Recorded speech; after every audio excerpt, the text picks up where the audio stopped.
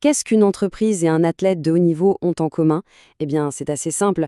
Ils doivent courir 2 courses en même temps. Il y a le sprint pour gérer l'effort du quotidien et il y a le marathon pour construire la victoire sur le long terme. Et c'est justement cette double aventure financière qu'on va décortiquer ensemble aujourd'hui. Alors, au programme, on va d'abord définir ces deux fameux voyages financiers. Ensuite, on verra concrètement comment on alimente le sprint, puis comment on finance le marathon.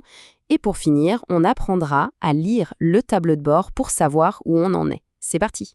Tout part de cette question qui a l'air toute simple. Une entreprise a besoin d'argent. D'accord. Mais pourquoi faire, précisément? Et là, la réponse est plus subtile qu'on ne le pense. Parce qu'en réalité, il n'y a pas un seul besoin d'argent, mais bien deux, qui n'ont ni le même rythme, ni le même objectif. Et c'est exactement là que notre analogie avec le sport prend tout son sens. Il faut vraiment s'imaginer que chaque entreprise est sur une piste, en train de courir à la fois un sprint très intense et un marathon d'endurance. Et pour survivre, et surtout pour gagner, elle doit réussir les deux. Voilà nos deux courses, noir sur blanc. Le sprint, c'est le cycle d'exploitation, le quotidien, la routine, acheter des matières premières, produire, vendre. Et le point crucial, se faire payer. Le marathon, lui, c'est le cycle d'investissement. C'est la vision à long terme, acheter les grosses machines, les technologies qui vont permettre de se développer demain. Deux rythmes, deux logiques complètement différentes. Allez, on commence par le plus urgent, le sprint. On va voir comment une entreprise gère sa trésorerie au jour le jour. C'est vraiment le moteur qui fait tourner la boutique. S'il s'arrête, tout s'arrête. Et là, on met le doigt sur le problème central du sprint. Regardez bien la séquence. À l'étape 2, l'entreprise sort de l'argent pour payer ses fournisseurs. C'est une sortie de cash immédiate. Mais l'argent des clients, lui, n'arrive qu'à l'étape 4, bien plus tard. Entre les deux, il y a un trou, un décalage de trésorerie. Et c'est ce vide qu'il faut absolument réussir à financer. Ce fameux décalage, ce trou dans la caisse, il a un nom technique en finance, c'est le besoin en fonds de roulement, le BFR. C'est en quelque sorte une avance de trésorerie permanente que l'entreprise doit se faire à elle-même, juste pour que son activité puisse continuer à tourner sans interruption. C'est un chiffre vital. Heureusement, pour combler ce besoin, les entreprises disposent d'une véritable boîte à outils. Elles peuvent piocher dans leurs propres réserves, c'est l'autofinancement. Elles peuvent demander une autorisation de découvert à leur banque, ou alors une technique très courante, c'est de négocier des délais de paiement plus longs avec leurs fournisseurs. Bref, il y a plein de solutions, chacune avec ses avantages et ses inconvénients. Ok, on a vu comment survivre au quotidien. Maintenant, on prend de la hauteur. On quitte la gestion de la routine pour s'intéresser à la construction de l'avenir. Comment on finance la croissance sur le long terme. Bienvenue dans le marathon. Ici, on change complètement de logique. Un investissement, ce n'est pas une dépense de tous les jours.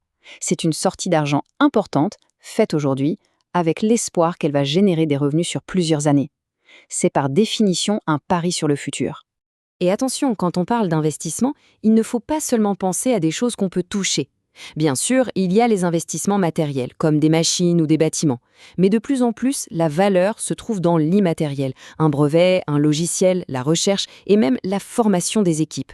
Ce sont des actifs souvent invisibles, mais absolument cruciaux pour l'avenir. Et forcément, pour financer ces grands projets, les outils ne sont pas les mêmes que pour le sprint. On ne va pas financer la construction d'une nouvelle usine avec un simple découvert bancaire. Là, il faut des financements plus solides, plus structurés, qui s'inscrivent dans la durée, comme un prêt bancaire à long terme ou en faisant entrer de nouveaux investisseurs au capital. Bon, on a vu qu'il y a de l'argent qui entre et qui sort en permanence, pour deux courses bien distinctes. La grande question maintenant, c'est comment on s'y retrouve. Comment une entreprise sait si elle s'en sort bien, si elle gagne de l'argent, ou si elle va droit dans le mur. Le premier instrument du tableau de bord, c'est le compte de résultat. C'est un peu comme un bulletin de notes pour une période donnée, par exemple une année. Il fait la liste de tout ce que l'entreprise a gagné et de tout ce qu'elle a dépensé. Et à la fin, il donne le résultat, bénéfice ou perte. C'est le film de la performance de l'entreprise. Si le compte de résultat est un film, le bilan, lui, c'est une photo. C'est un cliché pris à un instant T qui nous montre deux choses. D'un côté, ce que l'entreprise possède, son patrimoine, ses usines, ses stocks, son argent en banque, c'est l'actif. De l'autre côté, on trouve d'où vient l'argent qui a permis de financer tout ça. Les dettes, l'argent des actionnaires, c'est le passif. Et là, il y a une règle d'or, une règle absolue en comptabilité. Les deux côtés de la balance doivent toujours être parfaitement à l'équilibre. C'est logique au fond. Tout ce qu'on possède a forcément été financé d'une manière ou d'une autre. Cet équilibre, c'est la preuve que les comptes sont cohérents et justes. Parfait. Maintenant qu'on a toutes les pièces du puzzle, on peut prendre un peu de recul et voir ce que tout ça nous raconte sur la santé financière d'une entreprise. En résumé, l'histoire financière d'une entreprise tient en 3 points. D'abord, il y a le besoin. Faire tourner la machine au quotidien, c'est le sprint, et préparer le futur, c'est le marathon. Ensuite, il y a le carburant, trouver les bons financements pour chaque course. Et enfin, il y a le tableau de bord, avec le bilan et le compte de résultats, pour vérifier que tout se passe bien et que la stratégie fonctionne. On termine avec une question pour réfléchir. Pour une jeune entreprise qui se lance, quel est le plus grand défi? Est-ce que c'est de gérer le sprint infernal de la trésorerie au jour le jour, avec le risque de s'épuiser et de faire faillite très vite? Ou est-ce que c'est plutôt de réussir à financer son marathon, ses grands projets, au risque de ne jamais avoir les moyens de ses ambitions? La réponse n'est vraiment pas si simple.